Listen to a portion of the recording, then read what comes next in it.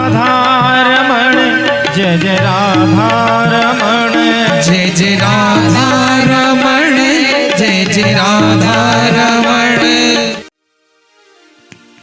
रूप वामन को बनायो बिहारी जी ने। भगवान वामन चले हैं बलि की यज्ञशाला की ओर। बलि जी महाराज यज्ञ कर रहे हैं। जैसे ही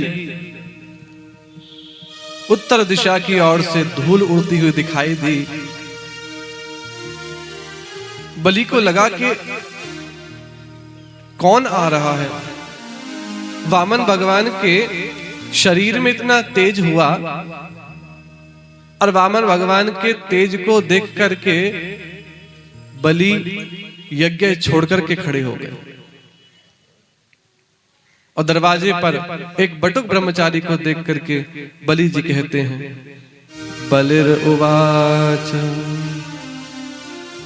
स्वागतम ते नमस्तुभ्यं ब्रह्मन् किं करवाम ते।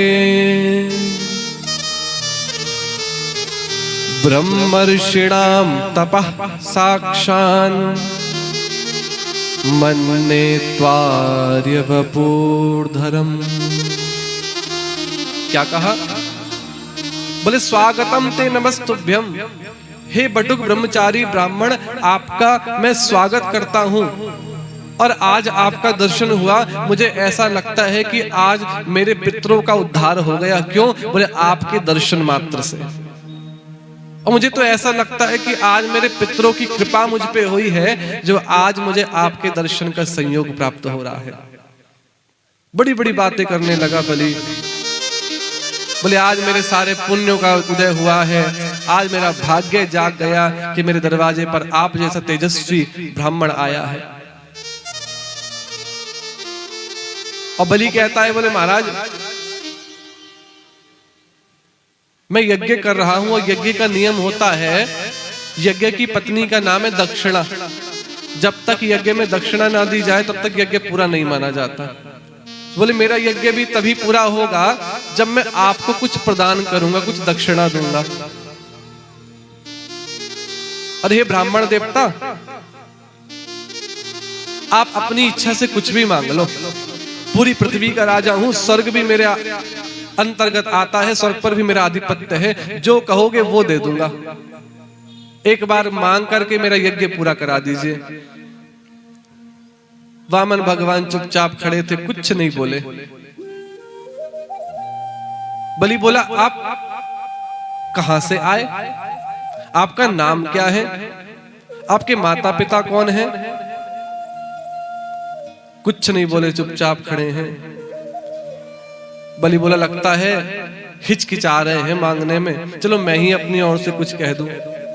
बलि कहता है, बोले महाराज आप जो चाहोगे मैं आपको दे दूंगा। गाय चाहिए? जितनी कहोगे उतनी गाय आपको दे दूंगा। सोना चांदी, यदि आप कहो तो घर बनवा दूं, यदि आप कहो तो आपके खाने पीने की व्यवस्था कर दूं।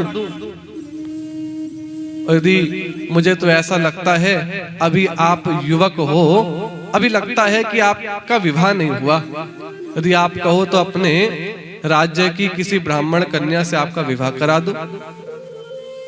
जैसे विवाह का नाम लिया तो ठाकुर जी थोड़े से मुस्कुराए। बलि को लगा, लगता है विवाह के लिए हामी भर रहे हैं, कि मुस्कुरा गए। विवाह की बात सुनकर के वामन भगवान बोले, बलि एक बात तो बताओ। बोले हाँ भगवान, मांगो क्या चाहिए? बोले आपने हमसे कहा सोना चांदी ले लो, ये ले लो, वो ले लो, यदि कहो तो शादी करा दें। बलि एक बात तो बताओ, शादी तो तुम करा दोगे पर हमारा तो कोई घर वर भी नहीं है, जब बहू आएगी तो रखेंगे कहां बहू को? बलि बोला, महाराज क्यों चिंता करते हो, एक महल बनवा देंगे आपके लिए, आराम से रहना दोनों पति पत्नी। वामन भगवान बोले, वो तो ठीक है महल बनवा दोगे, पर बलि शादी होगी तो फिर बच्चे भी तो होंगे। बलि बोला महाराज वो तो होने ही चाहिए, गृहस्थ तो बच्चों से ही पूरा होता है। भगवान बोले नहीं, हम तो ये पूछ रहे थे बच्चे होंगे तो फिर 2-4 होंगे। बलि बोला महाराज वो तो हमको नहीं पता, 2 होंगे कि 4 होंगे कि 10 होंगे, वो तो आप जाने, अब होंगे तो होंगे। भगवान बोले नहीं, हम तो ये पूछ रहे थे कि यदि बच्चे होंगे तो फिर वो बड़े भी होंगे, स्कूल पढ़ने भी जाएंगे। बोले हाँ। बोले हमारे पास स्कूल की भरने की फीस का तो कोई इंतजाम है नहीं, हम किसी की नौकरी तो करते नहीं। आजकल तो स्कूलों की फीस ही इतनी ज्यादा होती है, हर कोई पढ़ा भी नहीं सकता अपने बच्चे को अच्छे स्कूल में, कहां से व्यवस्था होगी।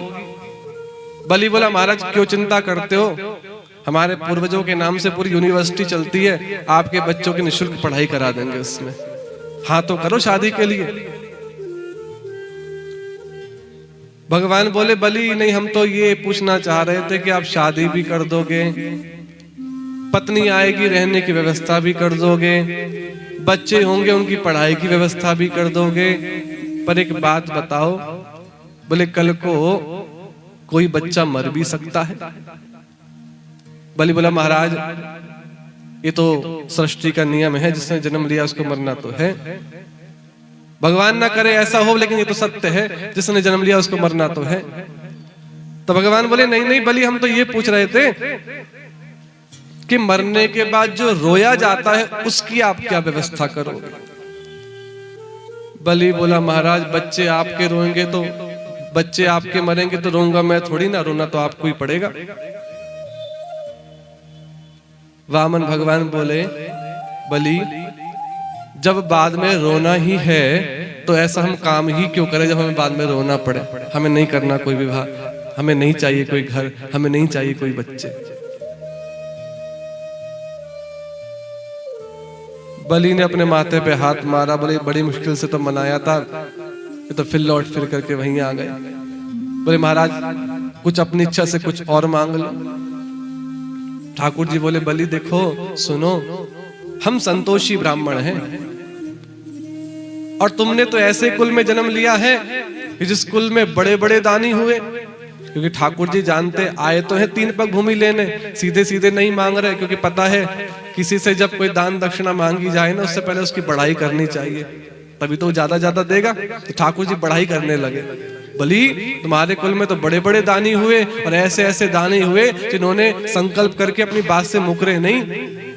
तुम वैरोचन पुत्र हो, तुम्हारे कुल में प्रहलाद जी ने जन्म लिया और तुम्हारे कुल में एक हिरण्यकश्यप हुए, हिरण्याक्ष हुए, वो हिरण्याक्ष जिनके डर से नारायण भगवान भी छिप गए। बलि ने सोचा ये छोटा सा बटुक ब्रह्मचारी मेरे सारे पूर्वजों को जानता, पुश्तों को जानता है कौन? कुछ साधारण ब्राह्मण तो लगता नहीं। बोले महाराज आप हो कौन? वामन भगवान कहते बलि हम कौन है वो छोड़ो, मुद्दे की बात करो। बोले बताओ। बोले आपने कहा कि आप देना चाहते हो, पर हम तो संतोषी ब्राह्मण हैं, हम तो किसी से कुछ मांगते नहीं, भगवत कृपा से जो मिल जाए उसी से अपना गुजारा करते हैं। क्योंकि ब्राह्मण जितना संतोषी होता है उतना उसका तेज बढ़ता है। यद्रच्छया लाभ तुष्टस्य तेजो विप्रस्य वर्धते। कैसे चलेगी गाड़ी, कैसे बनेगी बात? आप देना चाहते हो, हम लेना नहीं चाहते। अच्छा बलि एक बात सुनो, बोले यदि आप दोगे दान तो आपका यज्ञ पूरा हो जाएगा, और मैं ले नहीं सकता क्योंकि हम संतोषी ब्राह्मण है, मांग नहीं सकते। एक काम करते हैं, बीच का रास्ता निकालते हैं। बोले क्या? बोले हम ज्यादा लेंगे तभी तो दोष लगेगा ना, थोड़ा लेंगे तो कोई दोष भी नहीं लगेगा, और तुम्हारा लेने से तुम्हारा यज्ञ भी पूरा हो जाएगा। बोले हाँ महाराज ये बहुत बढ़िया है, कुछ भी लो लो, लेकिन लो तो सही कुछ ना कुछ। तो वामन भगवान बोले बलि अभी हम ना एक खेत पर बैठे बैठे भजन कर रहे थे, अब उस खेत का मालिक आया, हमसे बोला उठो उठो उठो, हमारा खेत है, जगह खाली करो। बलि हमको वहां से उठना पड़ा। हमारी यदि अपनी जगह होती तो आराम से बैठ के भजन करते, कोई उठाने वाला नहीं होता। हमें तो बस भजन करने के लिए 3 पग भूमि दे दो, बलि जोर से हंसा, बोले महाराज जैसे छोटे हो ना, आपकी बुद्धि भी छोटी है, सोच भी छोटी है, मांग भी छोटी। अरे देखो तो सही किससे मांग रहे हो? बलि, पूरी पृथ्वी का राजा हूं, स्वर्ग भी मेरे अंतर्गत आता है, 3 पग भूमि। अरे 3 पग भूमि में क्या होगा महाराज? कहो तो 3 गांव आपको दे दूं। बोले नहीं नहीं बलि, 3 गांव नहीं चाहिए, बस 3 पग भूमि चाहिए। और सुनो, वो भी अपने पैर से नाप के लेंगे, तुम्हारे पैर से नहीं। बलि और जोर से हंसा, बोले देखने में छोटे से हो, पैर भी कितने छोटे छोटे, कितनी सी भूमि आएगी? अरे अपने पैर से नाप के दे दूं? बोले नहीं नहीं, अपने ही पैर से नाप के लेंगे। तस्मात् तत्तो महीमीशत् व्रणेऽहं वरदर्शभात् पदानि त्रीणि दैत्रेन्द्र सम्मितानि पदामम। पदानि त्रीणि, 3 पग भूमि, दैत्रेन्द्र दैत्यों के स्वामी, असम्मितानि पदामम, यानी अपने ही पैर से नाप करके लूंगा। बलि ने खूब कहा, बोले महाराज अपने पैर से नाप के दे दूं? बोले नहीं नहीं, अपने ही पैर से नाप के लूंगा। चलो ठीक है, कम से कम मांगे तो आप माने तो सही कुछ मांगने के लिए। ठाकुर जी बोले बलि ऐसे नहीं लूंगा। बोले फिर? बोले पहले संकल्प करना पड़ेगा। बलि बोला महाराज 3 पग भूमि के लिए क्या संकल्प करना, वो तो ऐसे ही ले जाओ। नहीं नहीं, तुम बाद में अपनी बात से मुकर गए तो? संकल्प माने पक्का रजिस्ट्रेशन, यानी जब हम पूजा के समय संकल्प करते हैं, पंडित जी कहते हैं बोलिए ओम विष्णु विष्णु विष्णु नमः परमात्मने श्री पुराण पुरुषोत्तमस्य तत्स पृथिव्याम श्रीमद् भगवतो महापुरुषस्य विष्णोराज्ञा पर्वतमानस्य इत्यादि। तो वहां कहा जाता है, हिंदी में बता रहे हैं आपको, कि मैं जल को हाथ में लेकर के, अक्षत गंध को यानी रोली को, दक्षिणा को हाथ में लेकर के, इस समय इस स्थान पर मेरा गोत्र ये है, मेरा नाम ये है, मैं संकल्प करता हूं, करती हूं कि मैं इस कार्य को पूरा करूंगा। और संकल्प के बाद पंडित जी भी हाथ में फिर मौली बांधते हैं और क्या बोलते हैं? ये न बद्धो बलिराजा दानवेंद्रो महाबला तेन त्वामनुबद्धनामि रक्षेत चलमाचला। यानी तुमने संकल्प करा कि मैं इस कार्य को पूरा करूंगा, इस पूजा को पूरा करूंगा, इस दान को पूरा करूंगा। तुम्हारे हाथ की ये मौली इस बात का संकेत है कि मैंने भी तुम्हें उसी पाश में बांधा है जिस पाश में वामन भगवान ने बलि को बांधा था। ये न बद्धो बलि राजा, संकल्प है। उसके बाद आप बात से मुकर नहीं सकते, आपको कार्य करना पड़ेगा, पूजा पूरी करनी पड़ेगी। बलि बोला महाराज 3 पग भूमि के लिए क्या संकल्प? हो तो ऐसे ही दे दूंगा, ऐसे ही ले लो। भाई नहीं नहीं, संकल्प करो। जब बार बार ठाकुर जी संकल्प पे जोर देने लगे तो बलि के जो गुरु हैं शुक्राचार्य जी, उन्होंने सोचा कि ये कौन ब्राह्मण है, पहली बार मैंने इसको देखा। मैं पूरे नगर के ब्राह्मणों को जानता हूं, एक एक के पूरे वंश को जानता हूं, लेकिन इस ब्राह्मण को तो मैंने पहली बार देखा। है कौन? जैसे ही शुक्राचार्य जी ने नेत्र बंद करे, देखते क्या है? बोले बलि के सामने कोई वामन नहीं, साक्षात चतुर्भुजी नारायण खड़े हैं। और शुक्राचार्य जी के मुख से निकल गया, शुक्र उवाच एष वैरोचने साक्षात् भगवान विष्णुरव्यः कश्यपादितिर्जातो देवानां कार्य साधका। एष वैरोचने साक्षात भगवान विष्णुरव्यः, बलि तेरे सामने जो खड़ा है ना वो वामन नहीं है, तो साक्षात नारायण है। तुझे छलने के लिए आया है, कश्यप अदिति के गर्भ से पुत्र के रूप में जन्म लेकर के आया है बलि। ये तुझसे 2 पग भूमि में तेरा सब कुछ नाप लेगा, तीसरा पग तेरे पास देने को बचेगा नहीं, तू क्या देगा? मना कर दे। तूने कोई संकल्प नहीं करा, कोई वादा नहीं करा, कोई वचन नहीं दिया। जैसे ही बलि ने सुना मेरे सामने जो खड़े हैं ब्राह्मण के रूप में साक्षात नारायण हैं, बलि तो गदगद हो गया कि देखो जिसके आगे पूरी दुनिया झोली फैलाती है, आज वो मेरे आगे झोली फैला करके खड़ा है। शुक्राचार्य जी ने समझाया, क्या क्या समझाया? बोले बलि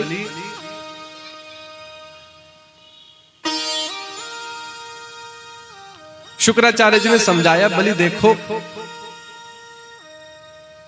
यदि तुम अपना सब कुछ इनको दे दोगे तो तुम्हारे पास जीवन यापन के लिए कुछ बचेगा ही नहीं।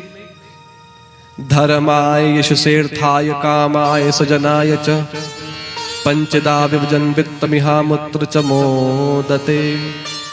प्रत्येक गृहस्थ को अपने धन को 5 भागों में बांटना चाहिए। ध्यान दीजिएगा, काम की बात है। क्या कह रहे हैं शुक्राचार्य जी? बोले कुछ धर्म के प्रचार के लिए आपने जो धन कमाया है उसको 5 भागों में बांटिए। पहला भाग बोले धर्म के प्रचार के लिए, दान के लिए, सत्कर्म के लिए, अच्छे कार्यों में लगाने के लिए।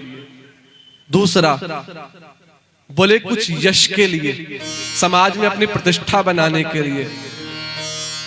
तीसरा कुछ धन की वृद्धि के लिए, उसको और बढ़ाने के लिए, तीसरा भाग। चौथा भाग भोग के लिए, यानी जीवन की आवश्यकताओं को पूरा करने के लिए। और जो 5वां भाग है बोले वो अपने स्वजनों के लिए, अपने बहू बेटियों के लिए, रिश्तेदारों के लिए। इस प्रकार प्रत्येक गृहस्थ को अपने धन को 5 भागों में बांट करके, कृपया बच्चों को शांत कीजिए, तो प्रत्येक गृहस्थ को 5 भाग में बांटना चाहिए। शुक्राचार्य जी ने खूब समझाया लेकिन बलि माना ही ना। बलि कहता बोले महाराज मैं तो दूंगा। क्यों? बोले आ देखो त्रिलोकी का नाथ मेरे दरवाजे पर मांगने के लिए खड़ा है, आप कह रहे मना कर दूं? ऐसे कैसे मना कर दूं? मैं झूठ कैसे बोल सकता हूं? तब शुक्राचार्य जी ने समझाया, बलि देखो कुछ स्थान ऐसे होते हैं जहां पर झूठ बोलने से पाप नहीं लगता। कौन कौन से? स्त्रीषु नर्म विवाहे च वृत्तियर्ते प्राण संकटे गो ब्राह्मणार्थ हिंसायाम नानृतम स्यात् जुगुप्सितम। शुक्राचार्य जी बोले बलि देखो कुछ स्थान ऐसे हैं जहां झूठ बोलने से पाप नहीं लगता। कौन कौन से? बोले पहला स्त्रियों से झूठ बोलने पे पाप नहीं लगता। तो महाराज आप कहना क्या चाह रहे हैं? हम ये कहना चाह रहे हैं कि भैया पति का धर्म है, पत्नी जैसी है उसको स्वीकार करो। अच्छा बनाए बुरा बनाए चुपचाप खा लो, ज्यादा मत बोलो। घर की अन्नपूर्णा है, कभी कभी भोजन में दिन नमक तेज भी हो जाए तो बोलना मत, वरना कल से रोटी नहीं मिलेगी। कह दो हाँ हाँ ठीक ठीक ठीक बढ़िया है, अच्छा भोजन बना। कभी ज्यादा रोटी जल जाए तो कहना मत, वरना होटल से रोटी मंगवानी पड़ जाएगी। कह दो नहीं देवी जी रोटी तो बहुत बढ़िया है। इस प्रकार यदि झूठ बोल दिया जाए तो पाप नहीं लगेगा। प्रेम से बोलो राधे राधे। कुछ स्थान ऐसे होते हैं जब झूठ बोलने से पाप नहीं लगता। बोले पहला स्त्री, दूसरा बोले नर्म विवाह है। बोले यदि विवाह में झूठ बोल दिया जाए तो पाप नहीं लगेगा। तो महाराज जी क्या शुक्राचार्य जी ये कहना चाह रहे हैं बेटा कमावे 10,000 बताओ 50,000, बेटी को आए ना रोटी बनानी बता दो हमारी बेटी सर्वगुण संपन्न है, दोष नहीं लगेगा? नहीं नहीं नहीं, ऐसा नहीं। नर्म विवाहे का अर्थ ये है कि विवाह को बचाने के लिए यदि झूठ बोल दिया जाए, जैसे कि किसी बेटी का विवाह हो रहा है, बारात आ चुकी है, उसी समय लड़की की माता की तबीयत खराब हो जाए, उसको हॉस्पिटल में भर्ती कराना पड़े। अब जरा बताओ, जिसकी माता हॉस्पिटल में भर्ती है, क्या वो बेटी फेरों पर बैठेगी? कभी नहीं बैठने वाली। और हम सब जानते हैं कि यदि किसी बेटी की बारात दरवाजे से लौट जाए तो उसकी शादी होने में कितनी परेशानी आती है। अब इस स्थिति में शादी तो करवानी पड़ेगी, वरना तो बहुत गड़बड़ हो जाएगी।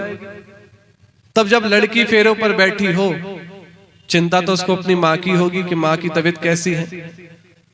वहां पर हॉस्पिटल में माता की मृत्यु हो जाए, कुछ अनिष्ट हो जाए, उस स्थिति में यदि बता दिया कि बेटी तेरी माँ के साथ ऐसा हुआ, तो वो शादी नहीं करने वाली। तब क्या करें? तब उस कन्या के विवाह को बचाने के लिए बोले, बेटी तू चिंता मत कर, डॉक्टर अभी देख रहे हैं, तो आराम से फेरे कर, तू चिंता मत कर, हम यहाँ हॉस्पिटल में हैं। इस प्रकार बेटी की शादी को बचाने के लिए यदि झूठ बोला जाए तो उसका पाप नहीं लगेगा। प्रेम से बोलो राधे राधे। नर्म विवाह है। और तीसरा कह दिया वृत्ति अर्थे, यानी वृत्ति यानी बिजनेस।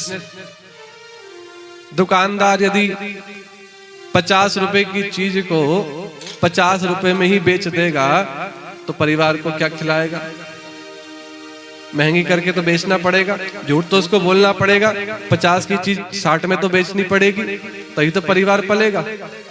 तो वृत्ति में यदि झूठ बोल दिया तो कोई पाप नहीं लगेगा। प्राण संकट, बोले यदि खुद के प्राण संकट में हो तो अपने को बचाने के लिए यदि झूठ बोल दिया तो पाप नहीं लगेगा। मरता क्या नहीं करता। और कहा, बोले गो ब्राह्मणार्थ हिंसायाम, गौ की रक्षा के लिए झूठ बोल दिया जाए तो पाप नहीं लगेगा। ब्राह्मण की रक्षा के लिए पाप, ब्राह्मण की रक्षा के लिए झूठ बोल दिया जाए तो पाप नहीं लगेगा। समझिएगा। श्री भक्तमाल जी में एक कथा आती है। एक ब्रह्मचारी ब्राह्मण बैठे हुए वृक्ष के नीचे भजन कर रहे थे। सत्यवादी थे, कभी झूठ नहीं बोलते थे। उनकी सामने से एक गाय निकली। पीछे पीछे कसाई हाथ में खड़ग लेकर के आ रहा था। उसने पूछा कि महाराज गाय कहां गई, बताओ। तो ये सत्यवादी थे, झूठ तो बोलते नहीं थे, उन्होंने सच सच बोल दिया। बोले ऐसे ऐसे उस दिशा में गाय गई है। कसाई ने गाय को पकड़ करके गाय को मार डाला। हुआ क्या? बोले अगले जन्म में यही ब्रह्मचारी ब्राह्मण कसाई बनकर के आए, जिनका नाम हुआ सदन कसाई।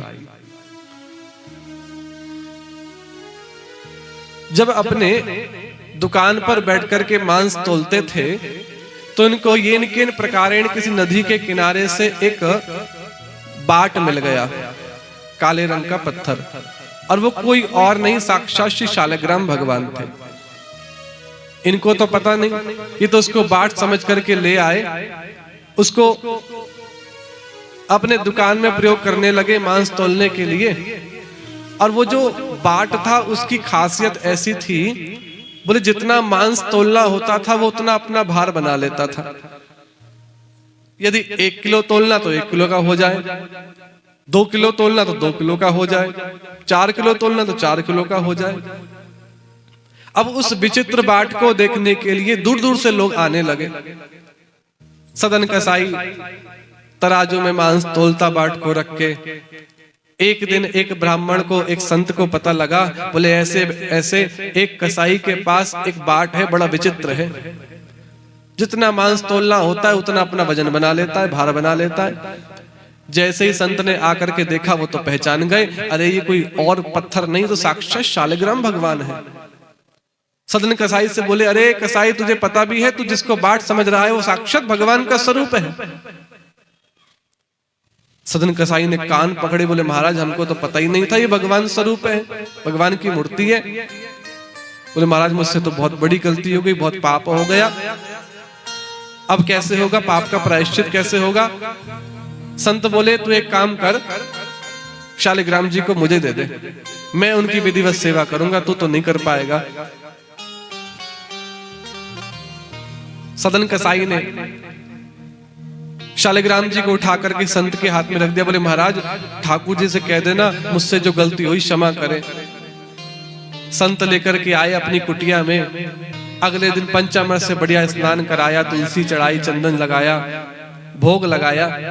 जब ध्यान करने बैठे तो ध्यान में नारायण भगवान प्रकट हो गए और प्रकट होकर के कहते हैं बाबा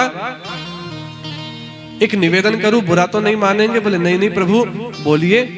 बोले आप सेवा तो बहुत अच्छी करते हो, लेकिन जो सुख मुझे सदन कसाई के पास मिलता था ना, वो सुख मुझे आपके पास नहीं मिल रहा।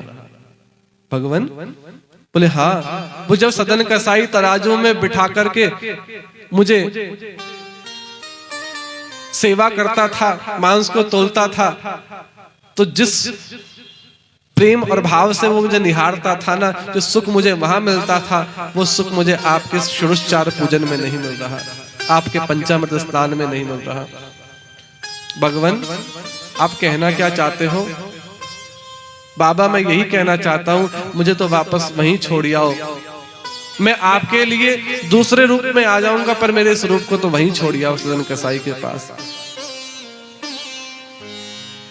महात्मा जी शालिग्राम जी को लेकर के सदन कसाई के पास आए और कहा ठाकुर जी तुझसे विशेष प्रेम करते हैं, तुझे छोड़ना नहीं चाहते। और जब ये सारी बात बताई ध्यान की, सदन कसाई को अपने पाप का प्रायश्चित हुआ और उसने कहा ठीक है भगवान मुझसे प्रेम करते हैं तो आज मैं भी वचन देता हूं आपको, मैं सारा काम ही छोड़ दूंगा, मांस तोलने वाला। उन संत के आदेश से सदन कसाई शालिग्राम जी को लेकर के श्री जगन्नाथ जी की यात्रा के लिए प्रस्थान करते हैं, जगन्नाथ जी का दर्शन करने के लिए। काफी दूर जाने के बाद जब रात्रि के समय एक नगर में पड़ाव पड़ा, तो वहां पर एक ब्राह्मण का घर था। ब्राह्मण घर में थे नहीं, उनकी पत्नी थी ब्राह्मणी। सदन कसाई ने घर में विश्राम करा। वो ब्राह्मणी सदन कसाई को देख करके मोहित हो गई, बोली कि मैं भी तुम्हारे साथ ही चलूंगी। सदन कसाई बोले देवी तुम्हारा विवाह किसी और के साथ हुआ, मैं पराया व्यक्ति हूं, आपको शोभा नहीं देता। बोली नहीं नहीं मैं तो तुम्हारे साथ चलूंगी, मुझे यदि नहीं लेकर के गए तो मैं चिल्ला करके पूरे गांव को इकट्ठा कर दूंगी। जब सदन कसाई ने कोई भाव नहीं दिया, अपनाया नहीं, तो उसने अपने पति की हत्या कर दी, जो पति आया था घर पे, और चिल्ला करके पूरे गांव को इकट्ठा करके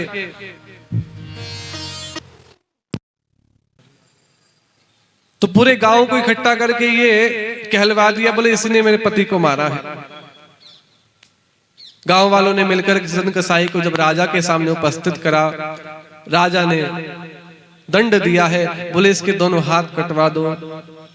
सदन कसाई के दोनों हाथ कटवा दिए गए और गले में शालिग्राम जी को लटका करके कटे हुए हाथों के साथ सदन कसाई जब जगन्नाथ जी के मंदिर में पहुंचा, जगन्नाथ कहकर के भगवान को पुकारा, तो ठाकुर जी मंदिर के बाहर आ गए और प्रकट होकर के दर्शन दिया। जो हाथ कट गए थे वो वापस आ गए। सदन कसाई ने पूछा, बोले भगवान मेरे हाथ क्यों कटे, मुझसे ऐसा कौन सा पाप हो गया था? जगन्नाथ भगवान कहते हैं, बोले सदन कसाई तो पूर्व जन्म में एक ब्राह्मण थे, तुम्हारे सामने से गाय निकली, तुम सत्यवादी थे, कसाई से तुमने स्पष्ट कह दिया, बोले इस दिशा में गाय गई है, यही तुमसे सबसे बड़ा अपराध हुआ। बोले भगवान पर मैंने सत्य तो बोला था, पर सत्य तो बोला था, लेकिन वहां पर तुम धर्म का ठीक ठीक निर्णय नहीं कर पाए। उस समय यदि तुम झूठ बोल देते तो शायद आज गाय बच जाती।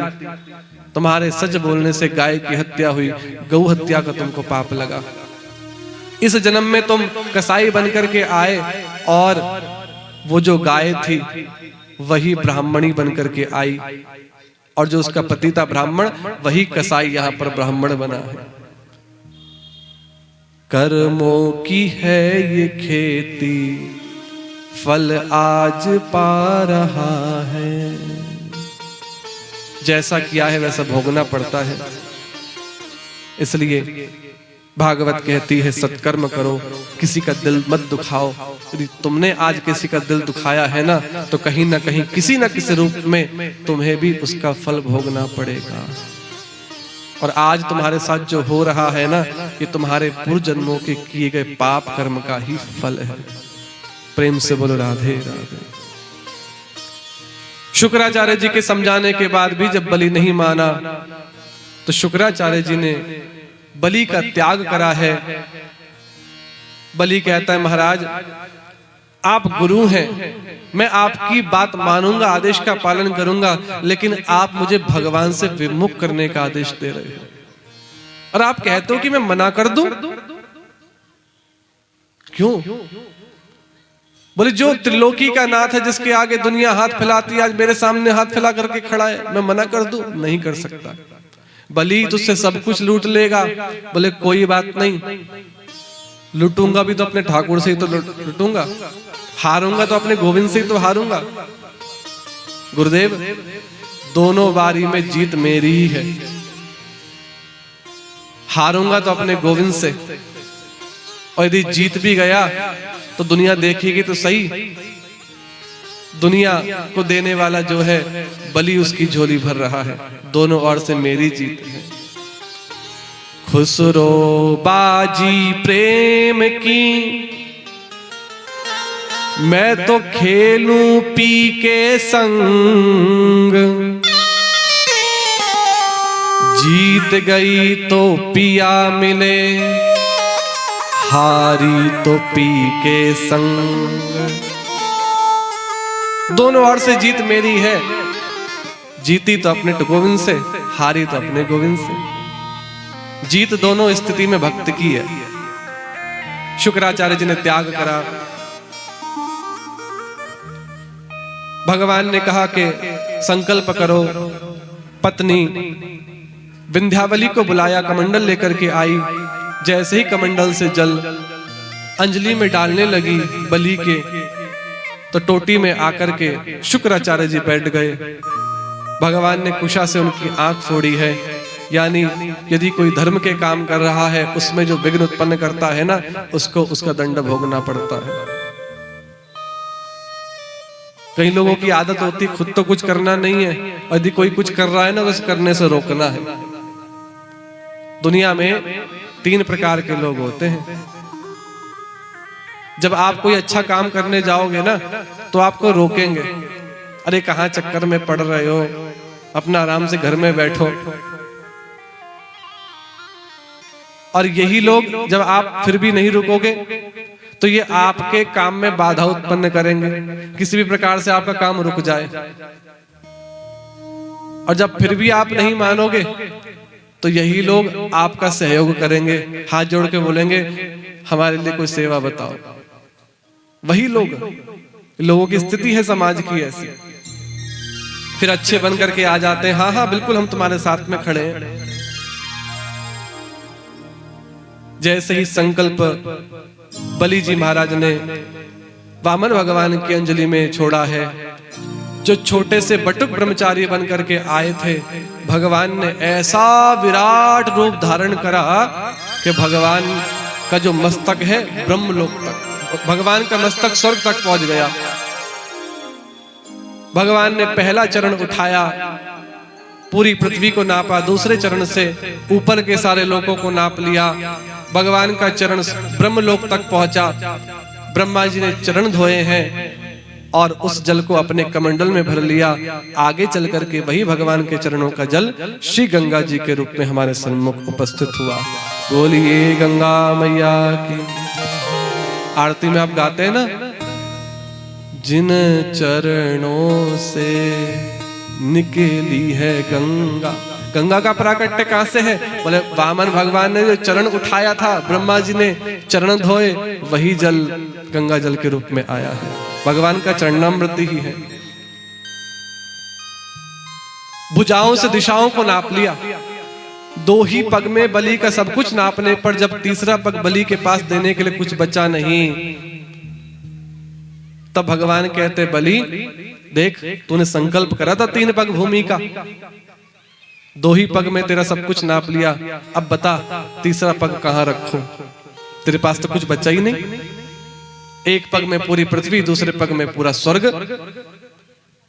बलि कहता है, बोले महाराज एक बात बताइए, दान बड़ा कि दान देने वाला बड़ा? भगवान बोले दान ही बड़ा होता है, क्योंकि जब तक वही नहीं होगा तो दान कौन देगा? बलि कहता है महाराज आपने 2 पग भूमि में मेरा सब कुछ नापा, अब तीसरे पग भूमि में मुझे नाप लो, मेरे ऊपर अपना चरण रख दो। भगवान ने तीसरा चरण बलि के ऊपर रखा है, बलि का संकल्प पूरा हुआ। बोलिए वामन भगवान की जय। भगवान कहते बलि आया तो था तुझे छलने के लिए, पर तेरे श्रद्धा विश्वास ने, तेरे प्रेम ने तो मुझे ही छल लिया। भगवान की वाणी गदगद हो गई, भगवान प्रसन्न हो गए और ठाकुर जी कहते बलि मांग तुझे क्या चाहिए? बलि कहता है गोविंद जिसे आपका दर्शन हो गया उसके लिए बचा ही क्या शेष? ठाकुर जी कहते हैं चिंता मत कर, इस जन्म में तो तुझसे मैं स्वर्ग ले रहा हूं, लेकिन वचन देता हूं आने वाले अगले मनवंतर में तू ही स्वर्ग का राजा बनेगा, और तब तक के लिए जाकर के सुतल लोक में राज्य करो। आज भी बलि जी महाराज सुतल लोक में राज्य कर रहे हैं, आने वाले अगले मनवंतर में बलि ही स्वर्ग के राजा बनेंगे। श्रीमद् भागवत महापुराण की आगे भगवान की मत्स्य अवतार की कथा आई, जिसमें पिछले कल्प के अंत में श्री ब्रह्मा जी के सो जाने पर जब ब्रह्म नामक प्रलय आई, ब्रह्मा जी को नींद आने के कारण मुख से वेद निकले। हयग्रीव राक्षस ने वेदों को चुराया, भगवान ने मत्स्य अवतार लेकर के वेदों की रक्षा करी, ब्रह्मा जी को प्रदान करे। सत्यवत राजा जब संध्या करने के लिए नदी किनारे गए, अंजलि में एक छोटी सी मछली आई, घर ले आए, उसने बड़ा आकार बनाया, सरोवर नदी इतना बड़ा आकार बना लिया कि वापस समुद्र में ही डालना पड़ा। सत्यव्रत राजा ने पूछा आप कौन है? बताया, बोले मैं मत्स्य अवतार हूं, भगवान नारायण का ही स्वरूप हूं।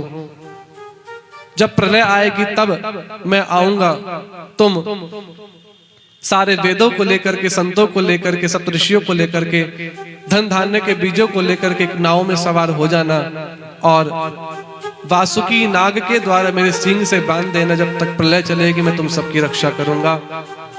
मत्स्य अवतार की कथा सुखदेव जी कहते हैं परीक्षित, अब हम नवम स्कंद की कथा तुम्हें सुनाते हैं, जिसमें मुख्यतः 2 वंशों का वर्णन है। एक है सूर्यवंश, दूसरा है चंद्रवंश। सूर्यवंश में हमारे भगवान राम आने वाले हैं और चंद्रवंश में भगवान कृष्ण आने वाले हैं। जिसका इंतजार था दिल बेकरार था, शाम आ गए, शाम आ गए। कुछ ही क्षणों में गोविंद आने वाले हैं। सभी लोग प्रेम और भाव के साथ भगवान का कुछ ही समय में स्वागत करेंगे। कथा में आगे बढ़ें। ब्रह्मा जी के मन से मरीचि के पुत्र कश्यप, उनकी पत्नी अदिति से सूर्य का जन्म हुआ है। सूर्य की पत्नी संज्ञा से शाददेव मनु की पत्नी श्रद्धा से 10 पुत्र उत्पन्न हुए। मनु पहले संतानहीन थे, वशिष्ठ जी के द्वारा मित्र वरुण नामक यज्ञ कराया। पत्नी श्रद्धा की प्रार्थना पर इला नामक कन्या उत्पन्न हुई। वशिष्ठ जी ने पुनः नारायण की प्रार्थना से उसको पुरुष बनाया, सुद्युम्न के रूप में कथा आई है। इसी वंश में नभक के नाभाग और नाभाग के आगे चल करके महाराज अम्बरीश हुए। आज एकादशी का बड़ा सुंदर पर्व है और संयोग की बात है कि हमें महाराज अम्बरीश का चरित्र श्रवण करने का अवसर मिल रहा है, जिसका संबंध एकादशी से ही है। सभी लोग प्रेम और भाव से इस कथा को श्रवण करेंगे। सुखदेव जी कहते हैं, परीक्षित, श्री शुक उवाच अम्बरीशो महाभागः सप्तद्वीपवतीं महिम् अव्ययां च श्रियं लब्ध्वा विफलं चातुलं बुभि। अम्बरीशो महाभागः। श्रीमद् भागवत जी में महाभाग शब्द केवल दो ही लोगों के लिए प्रयोग किया गया है, एक तो अम्बरीश जी के लिए, दूसरा गोपियों के लिए। यहां पर कह दिया अम्बरीशो महाभागः, और वहां रास में भगवान ने कहा स्वागतम वो महाभागः। जैसे कि कहते हैं ना, भक्त, परम भक्त, श्रेष्ठ भक्त, तो एक भक्त की सबसे ऊंची उपाधि है महाभाग। जो सबसे श्रेष्ठ भक्त होता है उसको महाभाग कहा जाता है। अम्बरीश जी महाराज, जिन्होंने अपने संपूर्ण जीवन को भगवान के चरणों में लगा रखा है, राजा होने के बाद भी ठाकुर जी की सेवा खुद ही करते हैं। ध्यान दीजिएगा, काम की बात है। एक दिन जब अम्बरीश भोजन करने के लिए बैठे तो रोटी के टुकड़े में गेहूं का दाना आ गया साबुत। और जब वो गेहूं का दाना दांतों के बीच में आया, दांतों में पीड़ा हुई, तो अम्बरीश ने सोचा कि देखो, यदि मेरे सामने गेहूं का दाना आया है तो ठाकुर जी के सामने भी आया होगा। सेवकों ने सेवा अच्छे से नहीं करी, आटा अच्छे से नहीं पीसा, तो अम्बरीश जी स्वयं चक्की चलाते हैं और गेहूं पीसते हैं भगवान के लिए। सारी सेवा खुद करते हैं। पूरी पृथ्वी के राजा होने के बाद भी दास दासियों से सेवा नहीं कराते, खुद करते हैं। जेठ का महीना था, गर्मी का समय था, चक्की चला रहे थे, पसीने में लथपथ थे, फिर भी सेवा में लगे हुए थे। भगवान ने देखा कि मेरा भक्त मेरी सेवा में लगा हुआ, पसीना आ रहा है, आसपास कोई दास दासी नहीं। श्री कृष्ण प्रकट हो गए और प्रकट होकर के अपनी पीतांबर से अम्बरीश को हवा करने लगे। जैसे ही अम्बरीश ने मुड़ करके देखा, साक्षात श्री कृष्ण खड़े। भगवान, ये आप क्या कर रहे हो? अरे अरे अरे, मेरी सेवा आप मत करो, हम भक्त हैं, हमें आपकी सेवा करनी चाहिए, आप मत करो। ठाकुर जी बोले, अम्बरीश तू अपना काम कर, मुझे अपना काम करने दे। तेरा काम है मेरी सेवा करना और मेरा काम है अपने भक्त की सेवा करना, उसकी सेवा करना। सब कुछ अपने आप करते। भागवत जी में लिखा है, पादौ हरे क्षेत्र पदानुसर्पणे शिरो हृषिकेश पदाभिवंदने कामं च दासेन तु काम कामया यथोत्तम श्लोक जनपशयारति। अपने हाथों से मंदिर की सेवा करते ठाकुर जी की, भगवान की पैदल यात्रा करते, घोड़ा गाड़ी होने के बाद भी, रथ होने के बाद भी, संपूर्ण व्यवस्था होने के बाद भी गाड़ियों से नहीं चलते, हमेशा पैदल चलते, क्योंकि जानते हैं कभी भी भगवान से मिलने जाओ, पहला ही अपराध है 32 अपराधों में, कभी भी वाहन में बैठ करके या घोड़ा गाड़ी रथ में बैठ करके भगवान के मंदिर नहीं जाना चाहिए। हम दास हैं, पैदल चल करके जाना चाहिए। अपने हाथों से मंदिर की सेवा करते, अपने हाथों से भोग बनाते, अपने हाथों से विभिन्न भगवान के पोशाक इत्यादि धारण कराते भगवान को। मैं एक बात कहना चाहता हूं, देखिएगा, ठाकुर जी लाना बहुत आसान है, पर सेवा करना बहुत मुश्किल है। भगवान भक्त के लिए सुलभ है, ये बात सही है, लेकिन भगवान की सेवा भगवान मान करके ही होनी चाहिए। बहुत गहरी बात कह रहा हूं, पकड़ने वाले पकड़ लेंगे। वो भगवान है, कोई खिलौना नहीं है। हम लोगों ने भगवान को खिलौना बना रखा है। क्या कहना चाह रहे हैं? आपके घर के ठाकुर जी हैं, चाहे लड्डू गोपाल हो, चाहे युगल सरकार हो, चाहे सीताराम जी हो, चाहे शिव हो, चाहे मां भगवती हो। किसी ने कह दिया, बोले महाराज भगवान, किसी ने, हमारे बड़ों ने बताया कि भगवान को अपने घर का सदस्य बना लो। अच्छी बात है, सदस्य बनाओ, लेकिन इस बात को मत भूल जाना कि वो भगवान है। कई लोग घर में सूतक पातक लग जाता फिर भी ठाकुर जी की सेवा करते हैं, और मना करो, अरे वो तो हमारे घर का सदस्य है, जैसे हमको भूख लगती तो उनको ही तो भूख लगती है। सूतक पातक में भी ठाकुर जी को स्पर्श करते हैं और फिर नाम लेते हैं कि भगवान तो भाव के भूखे हैं। क्या माता यशोदा ने कभी नियमों का उल्लंघन करा? कभी नहीं करा। क्या गोपियों ने कभी उल्लंघन करा? कभी नहीं करा। श्रीमद् भागवत जी में श्लोक आता है, मनमाने ढंग से की गई भक्ति केवल उत्पात मचाने वाली होती है, कोई लाभ नहीं होता ऐसी भक्ति करने से। हम ये कहना चाह रहे हैं, हमारी आचार्य परंपरा के अनुसार हमारे गुरुजनों ने जैसे भगवान की सेवा करी है उस अनुसार हमें ठाकुर जी की सेवा करनी चाहिए। प्रेम का लक्षण होता है तत्सुखे सुखित्वम। हमें क्या पसंद है ये मायने नहीं रखता, ठाकुर जी को क्या पसंद है ये मायने रखता है।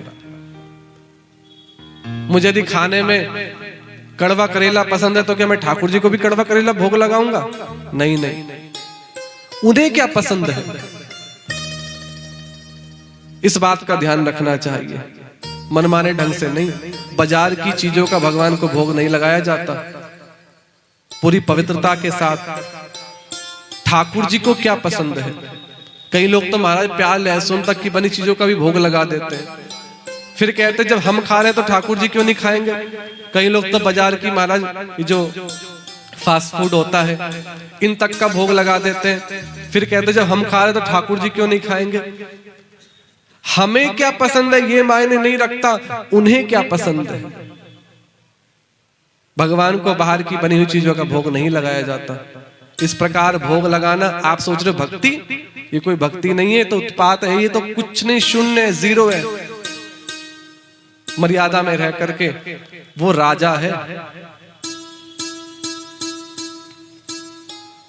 भक्ति सामर्थ सिंधु ग्रंथ में वर्णन आया है, ठाकुर जी के विग्रह को हाथ में यदि आपने ले रखा है तो ध्यान देना कभी भी विग्रह कटी के नीचे नहीं हो। यानी कई लोग पकड़ लेते हैं ऐसा, टोकरियों में ले लेते हैं और वो पैरों में लगती है टोकरी। अरे ठाकुर जी बैठे हैं इस टोकरी में, कभी भी ऐसे लेकर के चलोगे तो वो अपराध है। कभी भी कमर से नीचे ठाकुर जी नहीं होने चाहिए। और लिखा तो ऐसा है कि यदि आपके हाथ में ठाकुर जी हैं तो पैरों में चप्पल भी नहीं होनी चाहिए, अपराध है ये भी। वो राजा है। भगवान जब चलते हैं ना तो उनके साथ उनके सेवक चलते हैं, पार्षद चलते हैं। ऐसे ही नहीं कि ठाकुर जी को लेकर के कहीं भी बिठा दो, कहीं भी रख दो। उनके लिए उचित आसन होना चाहिए, बिल्कुल बढ़िया चद्दर बिछा करके तब रखो। ना ना ना, ऐसे हर जगह नहीं। और जहां ठाकुर जी रखे हो वहां उनके पार्षद शंख और घंटी जरूर होने चाहिए। ये उनके पार्षद हैं, सेवक हैं, शंख और घंटी। बिना पार्षदों के ठाकुर जी नहीं चलते, जैसे राजा बिना सेवकों के नहीं चलता। आप अपने ठाकुर जी को लेके जाते, मुझे बड़ा दुख होता है जब मैं देखता हूँ वृंदावन में बिहारी जी के मंदिर के बाहर चाट की दुकान पे खुद भी बैठे, ठाकुर जी को भी बिठा रखा। अब पत्ता आया वो, लो ठाकुर जी खा लो। वहां में तुलसी पड़ी, ना कुछ पड़ा, ना घंटी बजी, ना शंख कुछ हुआ, आचमन कराया, लो ठाकुर जी भोग लगा लो। अरे अम्मा, ठाकुर जी को ऐसा भोग लगेगा? ना ना ना, ये अपराध है। पहली बात तो मैं कहता हूं, आप कहोगे कि महाराज जी जब घर में कोई नहीं है तो लेकर के तो जाना पड़ेगा गोपाल जी को, लेकर के जाओ, मना नहीं है। लेकिन ध्यान रखना, जहां ठाकुर जी के अनुकूल व्यवस्था हो वहां ठाकुर जी को लेके जाना। क्या कहा हमने? जहां ठाकुर जी के अनुकूल व्यवस्था हो वही गोपाल जी को लेके जाना। उदाहरण के रूप में मैं लूं शादी की बात। शादियों में हलवाई खाना बनाता है, उल्टा सीधा खाना बनाता है, इधर बीड़ी पी रहा है, उधर पूरी तरह उतार रहा है, पूरे अशुद्ध तरीके से भोजन बन रहा है। वहां खुद के खाने का नहीं पता होता, ठाकुर जी को कहां से भोग लगाओगे? ठाकुर जी को तो सबसे पहले थाली निकलती है। तो ऐसी स्थिति जहां पर भगवान की अनुकूल व्यवस्था नहीं है तो वहां मत लेके जाओ, या अपराध से बचो। फिर क्या करें? सबसे पहले ठाकुर जी को घर पे ही रखो, किसी ना किसी व्यक्ति को साथ में छोड़ो। यदि कोई नहीं है तो अपने किसी साथी जो ठाकुर जी की सेवा करता हो उसके पास दे जाओ, वो सेवा कर ले, तुम भी फ्री रहोगे, आराम से शादी एंजॉय करो, पार्टी एंजॉय करो। और ठाकुर जी को टोकरी में लेकर के जगह जगह डोलना नहीं, नहीं। भगवान है वो, कोई खिलौना नहीं है। हम लोगों ने खिलौना बना रखा है, जिस कारण से इतना कुछ करने के बाद भी कुछ प्राप्त नहीं हो रहा, क्योंकि मनमाने ढंग से भक्ति हो रही है। भक्ति की विधि है। कई लोग ठाकुर जी ले आते हैं पर सेवा नहीं बन पाती, देखता हूं। एक बात कहें, आपके ठाकुर जी आपका भजन बता देते हैं कैसा चल रहा है। आपके ठाकुर जी का चेहरा बता देगा कि आप कितनी माला फेर रहे हो, कितने अच्छे से सेवा कर रहे हो। कई लोगों के ठाकुर जी देखते हैं ना, बड़ी मुस्कुराहट चेहरे पे दिखाई देती है। कई लोगों के ठाकुर जी ऐसे लगेंगे महाराज जैसे कि पता नहीं कितने दुखी हैं। आपकी सेवा का पता लग जाता है कि आपके ठाकुर जी का चेहरा बता देता है। आचार्य परंपरा के अनुसार सेवा होनी चाहिए। भगवान है, और देखिएगा जब विधिवत सेवा करोगे ना तो कितना शीघ्र अतिशीघ्र ठाकुर जी कृपा करेंगे। प्रेम से बोलो राधे राधे। राजा अम्बरीश अपना संपूर्ण जीवन भगवान की सेवा में, सब कुछ ठाकुर जी की सेवा अपने हाथों से करते। सुखदेव जी कहते हैं, परीक्षित, एक दिन राजा अम्बरीश ने एकादशी व्रत का उद्यापन करा, और जब उद्यापन कर रहे थे तो उसी समय दुर्वासा ऋषि का आगमन हुआ। अपने शिष्य मंडली के साथ दुर्वासा जी आ गए।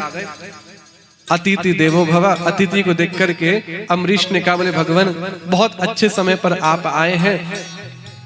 आज मैं उद्यापन कर रहा था, मैं चाहता हूं कि आप भी भोजन करें। दुर्वासा बोले ठीक है, जरा हम पहले जरा स्नान इत्यादि कर आए, संध्या वंदन कर लें, फिर आते हैं। एकादशी व्रत जरूर रखना चाहिए। सारे व्रतों में एकादशी सबसे श्रेष्ठ है, भगवान को बहुत प्रिय है। सारे व्रतों का पुण्य एक और एकादशी का पुण्य एक और। इतनी श्रेष्ठ एकादशी, भगवान को प्रिय। जो एकादशी का व्रत करता है उसको भगवान की भक्ति बहुत शीघ्र अतिशीघ्र प्राप्त होती है, और जो भगवान का भक्त है उसको एकादशी रखना अनिवार्य है। ध्यान दीजिएगा, हम चाहे कितनी भजन करते हो, यदि हम एकादशी नहीं रखते ना तो हम भक्त नहीं है। संतों ने तो कहा भक्त के लिए एकादशी व्रत कंपलसरी है रखना, भगवान की प्राप्ति कराने वाला है। पर एकादशी व्रत के कुछ नियम होते हैं, ध्यान दीजिएगा। पहले हम लोग एकादशी व्रतों में बड़ा दुविधा में पड़े रहते हैं, कौन सा करें क्या करें। एकादशी दो होती हैं, स्मार्त और वैष्णव। स्मार्त वैष्णव क्या बोले? जो पंचदेवों के उपासक हैं, सबको बराबर मानते हैं, वो स्मार्त कहलाते हैं। और जो विशेष राम कृष्ण नारायण की भक्ति करते हैं, जो विशेष रूप से ठाकुर जी को इष्ट मानते हैं, वो वैष्णव कहलाते हैं। जिन्होंने गुरु के द्वारा मंत्र प्राप्त कर रखा है वो वैष्णव कहलाते हैं। अभी आपने किसी गुरु के द्वारा मंत्र प्राप्त नहीं करा तो आप स्मार्त हो। यदि आपने गुरु के द्वारा, मैं बहुत सरल शब्दों में समझा रहा हूं, यदि आपने गुरु के द्वारा मंत्र प्राप्त कर लिया है तो आप वैष्णव हो। तो आप यदि समान रूप से सबको पूछते हैं, पंचदेवों को, गणेश, गौरी, सूर्य, शिव, विष्णु को, तो आप स्मार्त वाला व्रत करें। यदि आपके पास गुरु मंत्र है तो आपको वैष्णव एकादशी का व्रत करना है। क्या क्या नियम है एकादशी के? एकादशी का पहला नियम, अन्न नहीं खाना है, फलाहार करना है। दूसरा, दिन में नहीं सोना है, सबसे बड़ा जो नियम है। यदि हम एकादशी के व्रत में दिन में सो गए तो हमारा पूरा व्रत खंडित हो जाएगा। बस सबसे बड़ी गड़बड़ तो हमसे यही हो जाती है, दिन में सो जाते हैं। दिन में सोए तो व्रत तो गया पूरा। तीसरा, बार बार जल नहीं पीना है। और चौथा, बोले तांबूल भक्षण, पान नहीं खाना है। कई लोग कहते हैं महाराज जी पेट में थोड़ी ना जाता है, मुंह में ही रहता है। अरे भैया, आपको रस तो पेट में जाएगा, व्रत तो खंडित हो गया। इन नियमों का पालन करें। और एकादशी का जो पारायण है वो द्वादशी में होता है, यानी जिसको हम लोग देहाती भाषा में कहते हैं व्रत तोड़ना। ना ना ना, व्रत तोड़ना नहीं कहा जाता, व्रत का पारायण करना। एकादशी में फलाहार करना जरूरी है तो द्वादशी में अन्न पाना भी जरूरी है। यदि द्वादशी में अन्न नहीं पाया तो सारे एकादशी गई। गोविंदाय नमः।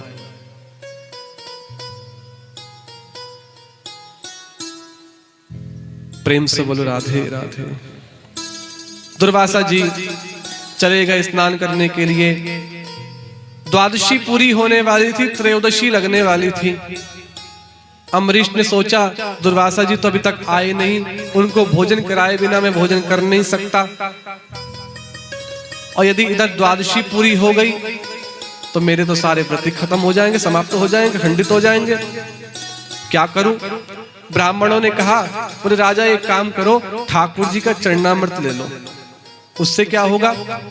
बोले आपके व्रत का पारायण भी हो जाएगा और अतिथि सेवा का दोष भी नहीं लगेगा। दुर्वासा जी की सेवा का चरणामृत ले लिया। दुर्वासा जी आए, समझ गए सब कुछ। बोले इसने मुझे भोजन कराने से पहले पारायण कर लिया। अब दुर्वासा जी तो है ही क्रोध वाले। क्रोध में आकर के अपनी जटा उखाड़ी, जैसे ही पर्वत पर फेंकी, एक चट्टान पर फेंकी, वहां से कृत्या राक्षसी उत्पन्न हुई। और दुर्वासा जी कहते हैं, बोले जाकर के इस अम्बरीश को मार डालो। क्यों? इसने मुझे भोजन कराने से पहले पारायण कर लिया। कृत्या राक्षसी जैसी मारने के लिए आई। भगवान कहते हैं तू कभी किसी का बुरा मत करना और मैं कभी तेरा बुरा नहीं होने दूंगा। जाको राखे साइया, मार सके ना कोई। कृत्या राक्षसी जैसी आई। भगवान ने अपना सुदर्शन चक्र अम्बरीश की रक्षा में नियुक्त कर रखा था। सुदर्शन चक्र सामने आया, उसने सबसे पहले कृत्या राक्षसी का वध किया। उसके पश्चात दुर्वासा के पीछे पीछे भागा है। दुर्वासा जी जान बचाने के लिए तीनों लोकों में घूमने लगे। स्वर्ग में गए, देवताओं ने भी कोई सहायता नहीं करी। ब्रह्मलोक में पहुंचे, ब्रह्मा जी ने कहा जल्दी से बाहर जाओ, तुम्हारे चक्कर में हमारा ब्रह्मलोक भी जल जाएगा। शिव जी के पास पहुंचे, शिव तो गुरु स्वरूप है। शिव जी ने मार्गदर्शन करा। बोले दुर्वासा जी जिसका आपने अपराध किया है उसी की शरण में जाओ, वही बचाएगा। वैकुंठ आए नारायण के पास। इतने समय में पूरा 1 साल बीत गया था। दुर्वासा जी तीनों लोकों में घूमे सुदर्शन चक्र से बचने के लिए। जब तक वैकुंठ पहुंचे इतने में पूरा 1 साल बीत गया था। और अम्बरीश उसी स्थान पर 1 साल तक खड़े हुए प्रतीक्षा कर रहे थे कब दुर्वासा जी आए, उनको भोजन कराऊं मैं, कब अतिथि सेवा करूं। भगवान ने कहा दुर्वासा जी आपने यदि मेरा अपराध किया होता ना तो मैं बचा लेता, पर आपने मेरा नहीं, मेरे भक्त का अपराध किया है। अपनी जान बचाना चाहते हो तो जाकर के अम्बरीश से क्षमा मांगो। आकर के अम्बरीश के चरणों में पड़ गए। कहा बोले अम्बरीश मुझे बचाओ सुदर्शन चक्र से। अम्बरीश क्या कहते हैं? बोले यदि मैंने जीवन में कोई भी सत्कर्म किया हो, हे सुदर्शन दुर्वासा को क्षमा करो, क्षमा करो। सुदर्शन शांत हुआ है। ये है भगवान का भक्त। दुनिया तुम्हें बुरा कहे पर तुम करो क्षमा। भगवान का भक्त। चाहते तो अमरीश जी भी कह सकते थे कि मार दो, नहीं नहीं, ठाकुर जी कहते हैं मैं ऐसे ही भक्त के वश में रहता हूं। ध्यान दीजिएगा, जब सब दरवाजे बंद हो जाएं तब भी एक दरवाजा कभी बंद नहीं होता, और वो है ईश्वर का दरवाजा। उम्मीद ईश्वर से रखिए, दुनिया से नहीं। मैंने भगवान से कहा अपराधी हूं मैं, भगवान ने कहा क्षमा कर दूंगा। मैंने कहा परेशान हूं मैं, भगवान बोले संभाल लूंगा।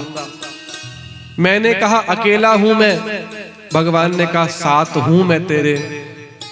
मैंने कहा उदास हूं मैं, भगवान ने कहा नजर उठा के देख तेरे आस पास हूं मैं। ठाकुर जी कहते हैं हर बार संभाल लूंगा तुझे, चाहे तो कितनी बार गिर। हर बार संभाल लूंगा, चाहे तुम कितनी बार भी गिरो। पर गुजारिश मेरी इतनी है, कभी भी मेरी नजरों से मत गिरना। कभी कोई ऐसा काम मत कर जाना जो भगवान तुमको अपनी नजरों से गिरा दे। नजरों से गिराना ना, चाहे लाख सजा देना। नजरों से गिराना ना, चाहे लाख सजा देना। नजरों से जो गिर जाए, नजरों से जो गिर जाए। मुश्किल है संभल पाना, नजरों से जो गिर जाए। मुश्किल है संभल पाना।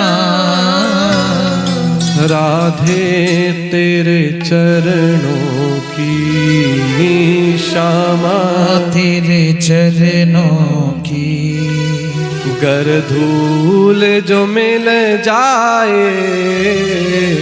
राधे तेरे चरणों की रज धूल जो मिल जाए। सच कहता हूँ श्यामा, सच कहता हूँ श्यामा। तकदीर बदल जाए। सच कहता हूँ श्यामा, तकदीर बदल जाए। राधे तेरे चरणों की श्यामा, तेरे चरणों की। सुखदेव जी कहते हैं परीक्षित, इसी वंश में राजा सगर के अश्वमेध यज्ञ में इंद्र ने घोड़ा चुराया है। पुत्रों ने कपिल मुनि के आश्रम तक भूमि को खोद डाला। कपिल मुनि की नेत्रों की अग्नि से जलकर के भस्मीभूत हुए। सगर की दूसरी पत्नी केशनी के पुत्र असमंजस, उनके पुत्र अंशुमान कपिल भगवान से प्रार्थना करके घोड़े को वापस लेके आए। अपने पितरों के उद्धार का उपाय पूछा। कपिल भगवान ने कहा गंगा के स्पर्श से ही इनका उद्धार होगा। अंशुमान ने तपस्या करी, गंगा का प्राकट्य करने के लिए नहीं हो पाया। इसी वंश में दिलीप ने तपस्या करी गंगा को बुलाने के लिए। आगे चल करके भागीरथ जी हुए, जिनकी प्रार्थना से श्री गंगा जी आकाश मार्ग से भगवान शंकर की जटा में आकर के बसी हैं। और शंकर जी ने अपनी जटाओं में से एक धारा निकाली और श्री गंगा जी उत्तराखंड के विभिन्न क्षेत्रों को पवित्र करती हुई देवप्रयाग, ऋषिकेश, हरिद्वार को स्पर्श करती हुई इलाहाबाद, प्रयागराज और अंत में गंगा सागर में जाकर के मिली है, जहां पर कपिल मुनि का आश्रम था। और वहां पर जैसे ही गंगा का स्पर्श हुआ, भागीरथ जी के पूर्वजों का कल्याण हुआ है। बोलिए गंगा मैया की जय हो। अब हम सभी राम कथा की ओर आगे बढ़ रहे हैं। सुखदेव जी कहते हैं, परीक्षित, श्री कृष्ण लीला को समझने के लिए पहले रामचरित्र को समझना होगा। कृष्ण लीला है और रामचरित्र है। लीला को समझना इतना सरल नहीं है, क्योंकि वहां जो दिखाया जाता है वो झूठ भी होता है। चरित्र जिसका अनुकरण किया जाए। मनुष्य को जीवन में दो ही ग्रंथों की आवश्यकता है, एक रामचरितमानस, दूसरा भागवत। पहले रामचरितमानस क्यों? बोले रामायण जीना सिखाती है, और भागवत बोले मरना सिखाती है। मृत्यु कैसी हो वो परीक्षित बता रहे हैं।